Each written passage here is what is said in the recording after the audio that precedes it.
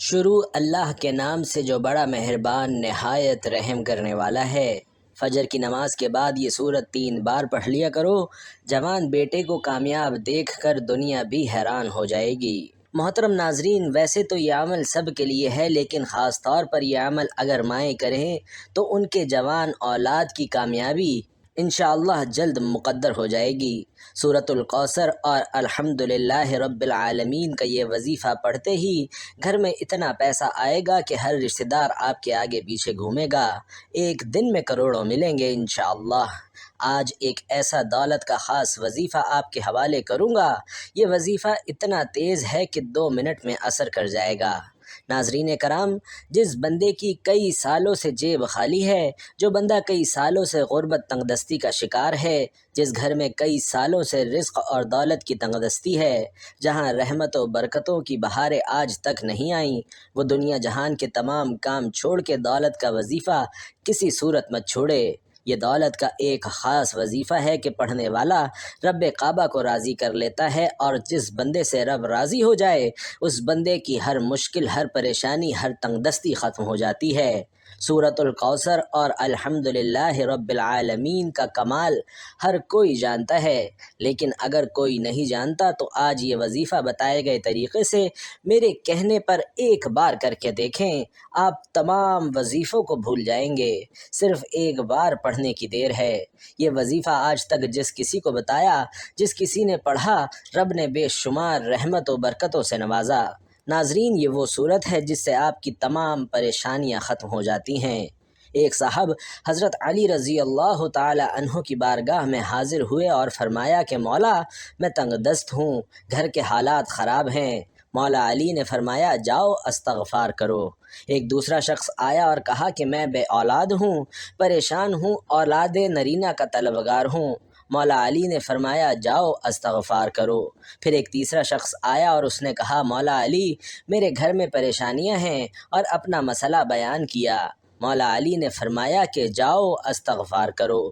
وہ تینوں شخص چلے گئے تو پاس بیٹھے ایک بندے نے مولا علی سے پوچھا کہ مولا، آپ کے پاس 3 بندے آئے، تینوں نے اپنے مختلف مسائل پیش کیے اور آپ نے تینوں کو ہی استغفار کا ذکر بتایا، کیوں؟ تو مولا علی نے فرمایا کہ آج ہماری تباہی اور بربادی کی سب سے بڑی وجہ ہمارے گناہ ہیں۔ اگر کسی کا رزق تنگ ہے تو وہ توبہ کرے، اگر پریشانیاں کسی کی جان نہیں چھوڑ رہی تو وہ توبہ کرے، اگر کسی پر آزمائش ہے تو وہ توبہ کرے، کسی کے گھر فاقے ہیں، غربت ہے تو وہ توبہ کرے۔ توبہ کا ذکر، استغفار رب کو راضی کر لیتا ہے، رب کو منا لیتا ہے، اور جس بندے سے رب راضی ہو جاتا ہے پھر اسے مانگنا نہیں پڑتا، اسے غیبی خزانوں سے عطا کیا جاتا ہے۔ حضرت علی نے فرمایا کہ جب کبھی آپ پر مشکل وقت آ جائے تو استغفار کرو، اور بعض اوقات انسان واقعی جانے انجانے میں کوئی ایسا گناہ، کوئی ایسی بات، کوئی ایسا عمل کر جاتا ہے کہ بندہ رب کی پکڑ میں آ جاتا ہے، اور جب بندہ رب کی پکڑ میں آ جائے تو پھر دنیا کے کوئی جادو جنات، کوئی وظیفے اعمال، کوئی بھی عمل آپ کا فائدہ مند نہیں رہتا۔ جب تک آپ اپنے گناہوں کی سچی توبہ نہیں کر لیتے، آپ کامیاب ہی نہیں ہو سکتے۔ اس لیے خدارا آپ نے سب سے پہلے اپنے گناہوں کی سچی توبہ کرنی ہے۔ بھائیوں اور بہنوں، یہ کامیابی کا راز آپ کو بتا رہا ہوں۔ میں لوگوں کے وظائف سنتا ہوں، لوگ بڑے بڑے وظائف بتاتے ہیں، بڑے بڑے درس بتاتے ہیں، لیکن خدارا ہم میں سے، آپ میں سے بہت سے لوگ ان باتوں کو پہلے سے جانتے ہیں۔ تو مقصد کیا ہے کہ کوئی ایسا عمل بتایا جائے جو ہمیں واقعی کامیاب کر دے۔ تو استغفار ایک ایسا عمل ہے جو ہمیں گناہوں سے چھٹکارا دلا سکتا ہے۔ بھائیوں اور بہنوں، ہمارے گناہ ہی ہیں جس کی وجہ سے ہماری تباہی اور بربادی بڑھتی جا رہی ہے اور ختم ہونے کا نام ہی نہیں لے رہی۔ آپ اس تباہی اور بربادی سے بچنا چاہتے ہیں تو استغفار کی کثرت کریں۔ استغفار کے لغوی معنی مغفرت طلب کرنا ہے، اور مغفرت گناہ کے شر سے بچنے کو کہتے ہیں۔ دین اسلام میں استغفار کی بڑی اہمیت ہے، اور قرآن کریم میں بہت ساری آیات موجود ہیں جو مغفرت اور استغفار کے بارے میں بتاتی ہیں۔ کچھ آیات اس کے بارے میں حکم دیتی ہیں، کچھ اس کی طلب کے بارے میں ہیں، اور کچھ اس کی تعریف بیان کرتی ہیں۔ سورۃ النساء میں اللہ رب العزت نے نبی محترم صلی اللہ علیہ وسلم کو حکم دیا اور فرمایا، اور اللہ تعالیٰ سے بخشش مانگو، بے شک وہ بخشنے والا، مہربانی کرنے والا ہے۔ سورۃ المزمل میں رب کریم نے مومنوں کو اس بارے میں حکم دیا کہ اللہ تعالیٰ سے بخشش طلب کرتے رہو، یقیناً وہ بخشنے والا مہربان ہے۔ اور خاتم المرسلین صلی اللہ علیہ وسلم کا فرمان ہے کہ میں اللہ سے دن میں 100 بار بخشش طلب کرتا ہوں۔ ناظرین، اس سے استغفار کی اہمیت اور افادیت واضح ہوتی ہے۔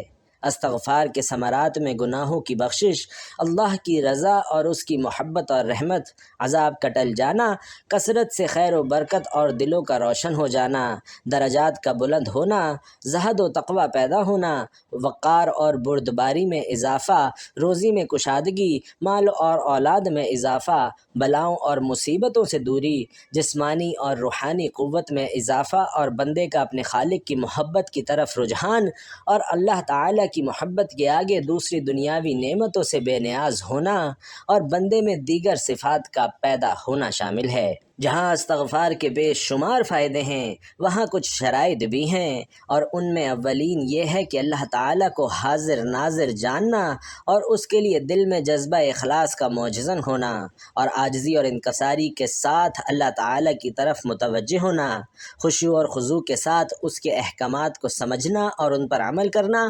جبکہ استغفار کے آداب میں طہارت جسمانی اور روحانی کا ہونا بھی ضروری ہے۔ استغفار کے اوقات، وقت سحر کے علاوہ پچھلی رات کو اللہ سے بخشش مانگنا۔ رسول اکرم صلی اللہ علیہ وسلم کا فرمان عالی شان ہے کہ رب کائنات رات کے آخری تہائی حصے میں ہر رات دنیا سے قریب والے آسمان پر نازل ہوتا ہے اور کہتا ہے کہ کون ہے جو مجھے پکارے اور دعا اور استغفار کرے تو میں اس کی دعا قبول کروں، کون ہے جو مجھ سے سوال کرے اور میں اسے عطا کروں، کون ہے جو مجھ سے مغفرت طلب کرے اور میں اسے بخش دوں۔ محترم ناظرین، اس لیے آج کا خاص وظیفہ لازمی کیجیے گا۔ آپ بے روزگار ہیں، بے اولاد ہیں، قرض دار ہیں، آپ کا کاروبار نہیں چل رہا، گھر میں مسائل ہیں، آپ کی جتنی بھی پریشانیاں ہیں، جتنے مسائل، رکاوٹیں، بندشیں ہیں، یہ سب کی سب انشاءاللہ ختم ہو جائیں گی اگر آپ سورۃ الکوثر اور الحمدللہ رب العالمین کا وظیفہ کریں گے، کیونکہ یہ ایک ایسی آیت ہے جو اللہ پاک کی پاکی کو بیان کرتی ہے اور اللہ تعالیٰ کا شکر ادا کرنے کی ہمیں توفیق عطا کرتی ہے۔ جب ہم اللہ تعالیٰ کا شکر ادا کریں گے تو وہ ہمیں غیب سے اتنا خزانہ عطا کرے گا کہ آپ خود حیران رہ جائیں گے۔ آپ کو سمجھ نہیں آئے گی کہ یہ دولت اور رزق کہاں سے رہا ہے۔ محترم ناظرین، حضرت عائشہ صدیقہ رضی اللہ تعالی عنہ فرماتی ہیں کہ حضور نبی کریم صلی اللہ علیہ وسلم نے فرمایا کہ قرآن مجید کا ماہر، معزز اور محترم فرشتوں اور معظم اور مکرم انبیاء کے ساتھ ہوگا۔ وہ شخص جو قرآن پڑھتا ہو لیکن اس میں اٹکتا ہو اور پڑھنا اس پر کند ذہن یا موٹی زبان ہونے کی وجہ سے مشکل ہو، اس کے لیے اجر بھی دگنا ہے۔ ایک دوسری روایت میں ہے کہ وہ شخص جو قرآن پڑھتا ہے حالانکہ یہ پڑھنا اس کے لیے سخت مشکل ہے، اس کے لیے 2 اجر ہیں۔ بھائیوں اور بہنوں، حضرت سعد بن ابی وقاص رضی اللہ تعالی عنہ روایت کرتے ہیں کہ رسول اللہ صلی اللہ علیہ وسلم نے فرمایا کہ تم میں سے بہترین لوگ وہ ہیں جو قرآن مجید سیکھیں اور سکھائیں۔ محترم ناظرین، اولاد کی کامیابی میں ہی والدین کی خوشی ہے۔ اس میں کوئی شک و شبہ نہیں کہ ایک باپ اپنے اولاد کے لیے اپنی زندگی تک قربان کر لیتا ہے، بلکہ اگر یہ کہوں کہ اپنی خوشیاں ہی قربان کر کے خوشیاں حاصل کرتا ہے تو یہ غلط نہیں ہوگا۔ اگر ہم معاشرے میں دیکھیں تو ہر ماں باپ کی خواہش ہوتی ہے کہ اس کا بیٹا یا بیٹی پڑھ لکھ کر بڑا افسر بنے اور ماں باپ کا نام روشن کرے، مگر ضروری نہیں کہ ہمیشہ ہی ایسا ہو، لیکن ہمیں بحیثیت والدین ہمیشہ اچھے کی امید لگانی چاہیے۔ آج اس باپ کی کہانی بیان کر رہا ہوں جس کا بچہ پاس تو ہوا مگر انتہائی کم نمبروں سے۔ باپ کو دکھ بہت ہوا مگر بیٹے سمیت کسی کو محسوس نہیں ہونے دیا اور بیٹے کا ہاتھ پکڑ کر ساتھ لے گیا اور ایک بیکری سے مٹھائی لی اور واپس گھر آ گیا۔ پھر اپنے بیٹے کو ساتھ لے کر محلے کے ایک ایک گھر میں مٹھائی تقسیم کرتا گیا اور ساتھ کہتا رہا کہ یہ دیکھو میرا بیٹا پاس ہو گیا ہے، 36% نمبر لیے ہیں، آج میں بہت خوش ہوں، میرا بیٹا اتنے اچھے نمبروں سے پاس ہو گیا ہے۔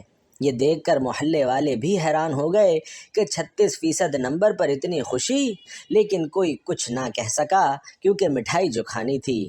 اب بچہ دل میں خوش ہوا کہ اس نے اتنے اچھے نمبر لیے اور اس کا جذبہ آسمان کی بلندیوں کو چھونے لگا، اور اس نے اس دل میں سوچا کہ اب میں اور محنت کر کے اپنے باپ کو خوش کروں گا، اور پھر اس بچے میں ایک نیا جذبہ پیدا ہوا۔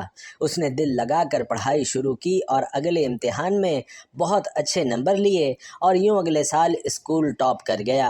یوں اگر تمام والدین سوچ کو بدلیں، نہ کہ بچوں کو ٹارچر کریں، جسے بچے ذہنی طور پر مفلوج ہو جاتے ہیں اور پڑھائی سے متنفر ہو جاتے ہیں۔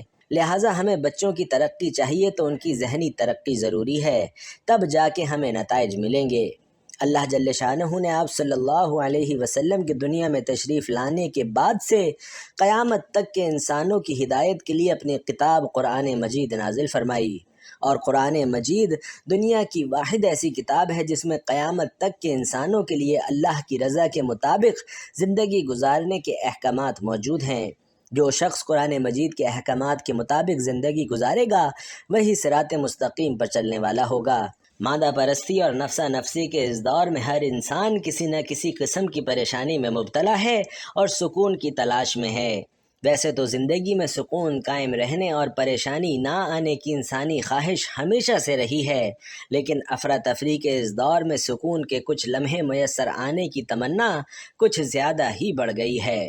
اگر آپ زندگی میں سکون حاصل کرنا چاہتے ہیں تو آپ کو ایسے اصول اپنانے ہوں گے جو آپ کو پرسکون اور خوشگوار زندگی مہیا کر سکیں۔ قرآن پاک جو اللہ پاک کی پاکیزہ کتاب ہے اور ہماری ہدایت اور کامیابی کے لیے اتاری گئی ہے، اس میں اللہ پاک نے جہاں اپنی وحدانیت، نبوت اور رسالت بیان کی ہے اور دینی اور دنیاوی کامیابی کے لیے سماجی اور معاشرتی آداب کو بیان کیا ہے، وہیں زندگی کو خوشگوار بنانے کے حوالے سے بھی رہنما اصول بیان کیے ہیں۔ ان اصولوں کو جان کر اور اگر ان پر عمل کیا جائے تو زندگی کی بہت سی پریشانیوں اور مشکلات کو ختم کر کے اسے خوشگوار بنایا جا سکتا ہے۔ پارہ نمبر 26 سورۃ الحجرات میں اللہ رب العزت ان الفاظ کے ساتھ یہ اصول ارشاد فرماتا ہے کہ اے ایمان والو، بہت زیادہ گمان کرنے سے بچو، بے شک کوئی گمان گناہ ہو جاتا ہے، اور پوشیدہ باتوں کی جستجو نہ کرو اور ایک دوسرے کی غیبت نہ کرو۔ کیا تم میں سے کوئی پسند کرے گا کہ اپنے مرے ہوئے بھائی کا گوشت کھائے؟ تو یہ تمہیں ناپسند ہوگا۔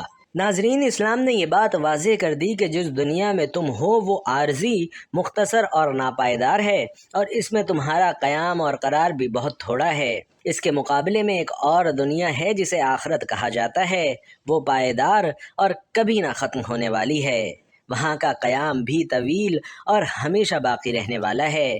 قرآن مجید میں ارشاد ہے کہ دنیا کی یہ زندگی تو محض عارضی، مختصر اور کھیل تماشا ہے، البتہ آخرت کے گھر کی زندگی ہی حقیقی زندگی ہے، کاش یہ جانتے ہوتے۔ پس ناظرین، یہ معلوم ہو جانے کے بعد کہ دنیا بھی عارضی ہے اور یہاں کا قیام بھی عارضی ہے، اس کے باوجود مستقل اسی میں پڑ جانا نادانی بلکہ بے عقلی کی علامت ہے۔ انسان خوب جانتا ہے کہ اسے موت آ کر رہے گی اور پل بھر میں اس کی خواہشات کا خاتمہ کر دے گی، دنیا چھوٹ جائے گی اور دنیا والے اس سے بچھڑ جائیں گے۔ اس کے باوجود وہ غیر ضروری کاموں میں الجھا ہوا ہے۔ کامیاب زندگی کے لیے ضروری ہے کہ مختصر وقت کو کام میں لایا جائے اور پل پل اس کی حفاظت کی جائے۔ آخرت ہمیشگی کی جگہ ہے اور وہاں کی زندگی دائمی ہے، تو ہوش مندی کا تقاضا یہ ہے کہ اپنی پوری توجہ اور فکر اسی کی طرف منتقل کرے اور اس کے حصول کے لیے اس دنیاوی زندگی کا استعمال کرے۔ قرآن مجید میں آخرت کی دائمی زندگی کو واضح الفاظ میں بیان کیا گیا ہے اور اس کی طرف توجہ دلاتے ہوئے اس کی فکر کرنے کی ترغیب دی گئی ہے۔ ارشاد ہے کہ اے لوگوں، کیا ہو گیا ہے کہ تم کو موت کی حقیقت جاننے اور آنکھوں سے دوسروں کے مرنے کا مشاہدہ کرنے کے باوجود پھر بھی تم لوگ دنیاوی زندگی کو مقدم رکھتے ہو، حالانکہ آخرت کئی زیادہ بہتر اور کئی زیادہ پائیدار ہے۔ اس زندگی کو کامیاب بنانے کا نسخہ ناظرین خدا کی بندگی اور اس کی فرما برداری ہے۔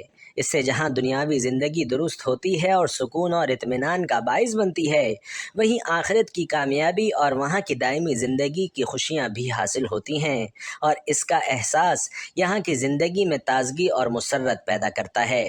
مگر بہت سے لوگ اب بھی آخرت سے غافل ہو کر دنیاوی زندگی میں الجھے ہوئے ہیں اور حقیر دنیا کے پیچھے پڑے ہوئے ہیں۔ قرآن مجید نے ان لوگوں کو جو آخرت سے غافل ہو کر دنیا سے چمٹ جاتے ہیں اور اپنی غفلت سے باخبر ہونا نہیں چاہتے، ان پر افسوس کا اظہار کیا ہے اور ان سے پوچھا ہے کہ کیا تم آخرت کے مقابلے میں دنیاوی زندگی پر راضی ہو چکے ہو؟ اگر ایسا ہے تو یاد رکھو کہ دنیاوی زندگی کا مزہ آخرت کے مقابلے میں کچھ بھی نہیں مگر تھوڑا سا ہے۔ دنیاوی زندگی کا قیام بہت تھوڑا اور مختصر ہے۔ یہاں تو نہ ہر خواہش پوری ہو سکتی ہے اور نہ ہی زندگی کا مکمل سکون حاصل ہو سکتا ہے، بلکہ یہاں کی زندگی کا حساب وہاں دینا ہے۔ ہر چھوٹی بڑی چیز کے متعلق وہاں پوچھا جائے گا۔ جو جتنا سامان زندگی اکٹھا کرے گا اتنا ہی بوجھ اپنے سر پر لاد کر لے جائے گا، اور جو جتنا کم سامان رکھے گا اتنے ہی کم سوالات اس سے کیے جائیں گے۔